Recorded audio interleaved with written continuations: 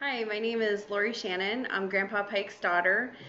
He has asked me to read a couple of stories out of Grandpa Pike Pea Soup for the Newfoundland Soul.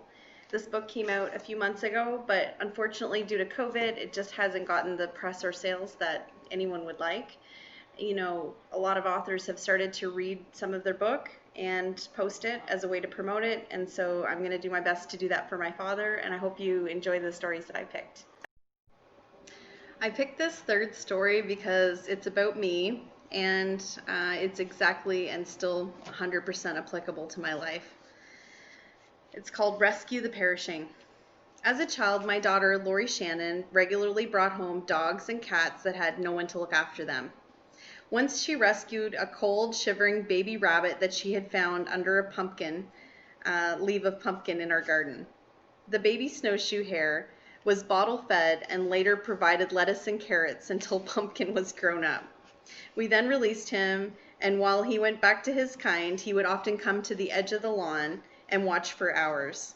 Side note, I wouldn't let him hunt rabbit anymore. Later, she rescued a Wilson storm petrel from a murder of crows. The petrel, a small web-footed seabird, comes ashore only to nest. Driven inland by a storm, it appeared uninjured. We read up on the species and decided to release it at night when its natural predators, seagulls and crows, were not active.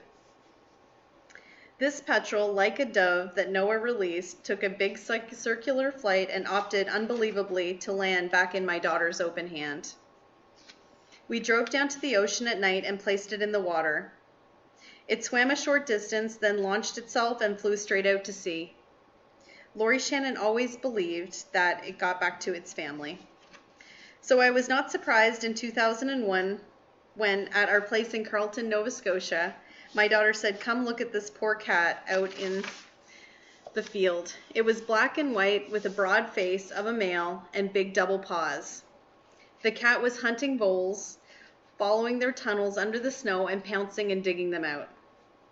It wasn't long before he was eating fancy feast out of a dish, and she eventually coaxed the cat into the house. He would not tolerate people except for Lori Shannon, but eventually, after numerous lacerations, he warmed up to me, going asleep in my lap. We had to warn visitors not to go near him, as he would snarl and claw at them. Sometimes he would let someone pet them, but swipe as they turned to pull their hand away. An excellent counterpuncher. In 2002, we moved to Newfoundland for work reasons. The new owner of the property in Carleton brought a few cats with her. We thought since my cat was feral and knew the area, we should leave him. The new owner would keep an eye out for him and make sure that he had food. My daughter moved to the nursing residence of Dalhousie University in Yarmouth after we moved away.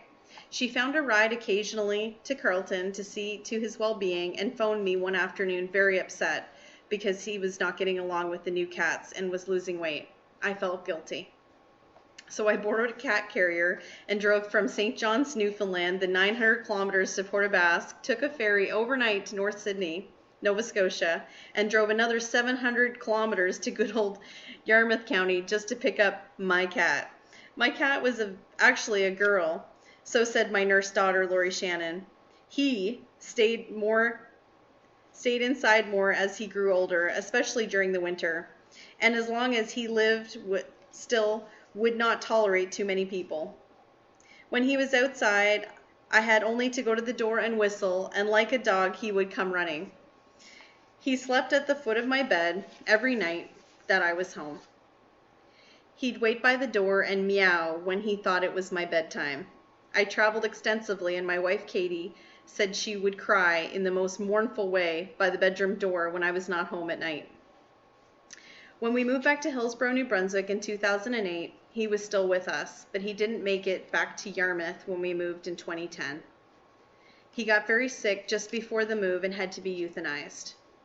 I heard the mournful cry myself for the last time coming from the spare bedroom the day before. He was lying in the bed in obvious pain, barely able to stand. He got up, and I tried to comfort him. He purred between cries. His time had come. Just a scruffy old Yarmouth County feral cat with sociability issues. But he was my cat. We are now catless, as poor Snagglepuss made her last trip to the vet in August, and Shadow found a new home in Yarmouth. I'd like to have another cat. My wife, not so much. There's no mice in our new place, but she would be frantic if any appeared. If they did appear, we'd definitely get another cat. Is it wrong for me to think of bringing home one tiny little rodent from the pet store? Yes, I suppose it is, sure. Two Freds. I like this story because I can remember the Fred that lived across the street, and I can also remember a time when my dad had quit smoking, and it's interesting to hear him talk about it now that I'm an adult and I could understand a little better.